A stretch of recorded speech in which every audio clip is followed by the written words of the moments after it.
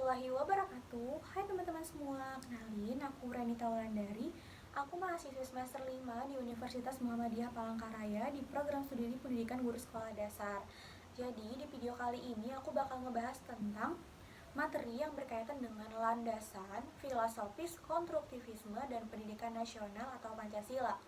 Baiklah, gak usah lama-lama lagi, langsung aja kita masuk ke pembahasannya. Let's go!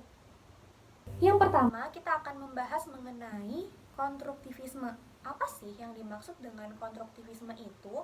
Jadi teman-teman, konstruktivisme adalah suatu filsafat pengetahuan yang memiliki anggapan bahwa pengetahuan adalah hasil dari konstruksi bentukan manusia itu sendiri. Manusia mengkonstruksi pengetahuan mereka melalui interaksi mereka dengan objek, fenomena, pengalaman, dan lingkungan mereka. Suatu pengetahuan dianggap benar bila pengetahuan itu dapat berguna untuk menghadapi dan memecahkan persoalan yang sesuai. Jadi dapat disimpulkan bahwa menurut paham konstruktivisme, pengetahuan itu tidak dapat ditransfer begitu saja dari seseorang kepada orang lain, tapi harus diinterpretasikan sendiri oleh tiap-tiap orang itu. Dalam pandangan konstruktivisme, belajar adalah kegiatan aktif di mana peserta didik membangun sendiri pengetahuannya. Peserta didik mencari sendiri makna yang dipelajari. Hal ini merupakan proses menyesuaikan konsep dengan ide-ide dengan kerangka berpikir yang telah ada dalam pikiran siswa. Siswa harus punya pengalaman dengan membuat hipotesis, memecahkan persoalan, mencari jawaban, menggambarkan, mengadakan refleksi, mengungkapkan pertanyaan, mengekspresikan gagasan, dan lain-lain untuk membentuk konstruk yang baru. Oh iya teman-teman, perlu kita ketahui bahwa konstruktivisme ini terbagi menjadi 3 bagian, yaitu yang pertama ada konstruktivisme psikologis personal, yaitu konstruktivisme psikologis yang terfokus pada bagaimana individu membangun elemen-elemen tertentu dari aparatus kognitif atau emosionalnya. Para konstruktivis ini tertarik dengan pengetahuan, keyakinan, konsep-konsep diri atau identitas individual, sehingga mereka kadang-kadang disebut konstruktivis individual. Mereka semuanya memfokuskan pada kehidupan psikologis dalam diri orang. Kemudian yang kedua ada konstruktivisme sosiologis yang lebih menekankan masyarakat sebagai pembentuk pengetahuan. Lalu yang ketiga ada sosiokulturalisme yang mengakui baik peranan aktif personal maupun masyarakat dalam lingkungan. Baiklah, selanjutnya ada pandangan-pandangan dalam filosofis pendidikan konstruktivisme. Yang pertama ada pandangan metafisika, yaitu hakikat realitas. Menurut konstruktivisme, manusia tidak pernah dapat mengerti realitas yang sesungguhnya secara ontologis. Yang dapat kita mengerti hanyalah struktur konstruksi atau sesuatu objek. Lalu yang kedua yaitu pandangan epistemologi atau hakikat pengetahuan. Segala pengetahuan hakikatnya bersumber dari sumber pertama, yaitu yang Tuhan Yang Maha Esa. Tuhan telah menurunkan pengetahuan baik melalui utusannya berupa wahyu maupun melalui berbagai hal yang digelarkannya di alam semesta, termasuk hukum-hukum yang terdapat di dalamnya. Manusia dapat memperoleh pengetahuan melalui keimanan atau kepercayaan, berpikir, pengalaman empiris, penghayatan, dan intuisi. Kemudian pandangan tentang pendidikan. Dalam pandangan tentang pendidikan ini terbagi menjadi beberapa bagian, diantaranya ialah pendidikan atau mengajar. Dalam konstruktivisme, istilah pendidikan lebih diartikan sebagai mengajar. Mengajar berarti berpartisipasi dengan pelajar dalam mengkonstruksi pengetahuan, membuat makna, mempertanyakan kejelasan, bersikap kritis, dan mengadakan justifikasi. Jadi, mengajar adalah suatu bentuk belajar sendiri. Yang kedua ada tujuan pendidikan. Tujuan pengajaran konstruktivisme lebih menekankan pada perkembangan konsep dan pengertian yang mendalam sebagai hasil konstruksi aktif si pelajar.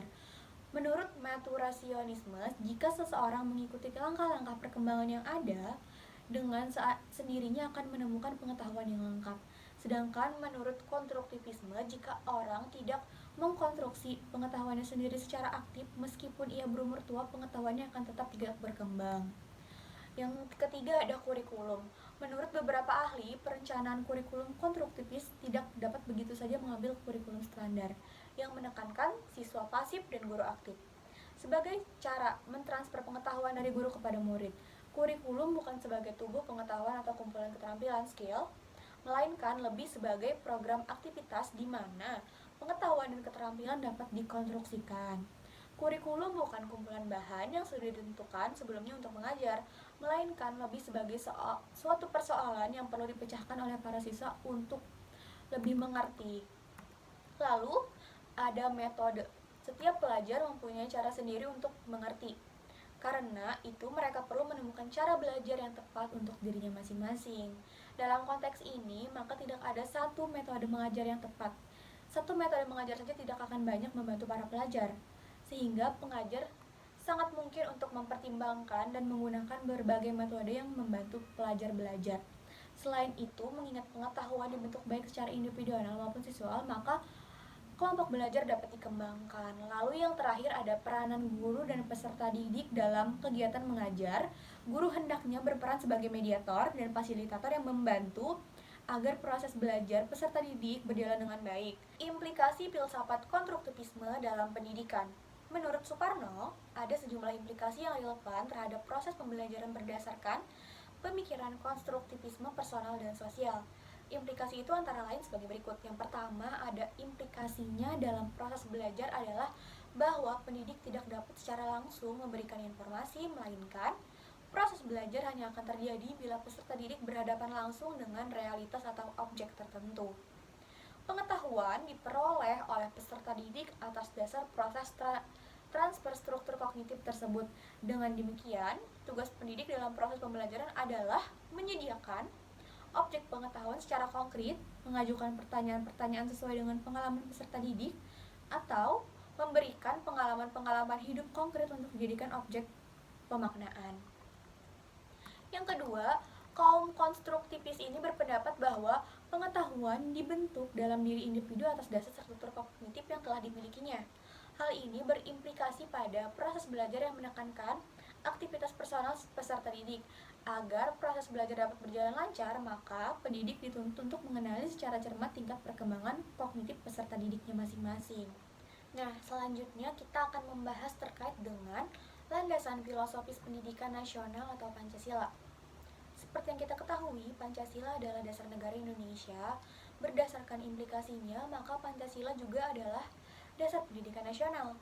Berkenaan dengan ini, pasal 2 Undang-Undang Republik Indonesia Nomor 20 Tahun 2003 tentang Sistem Pendidikan Nasional menyatakan bahwa pendidikan nasional adalah pendidikan yang berdasarkan Pancasila dan Undang-Undang Dasar Negara Republik Indonesia tahun 1945.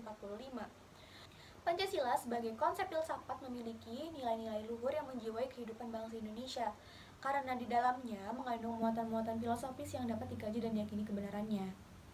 Berikut beberapa konsep filsafat, yaitu adalah yang pertama, Pancasila dan metafisika bangsa Indonesia, yakni adanya Tuhan, meyakini adanya Tuhan yang Maha Esa sebagai causa prima. Keyakinan ini menjadi pondasi terhadap seluruh perilaku bangsa Indonesia untuk kehidupan bernegara.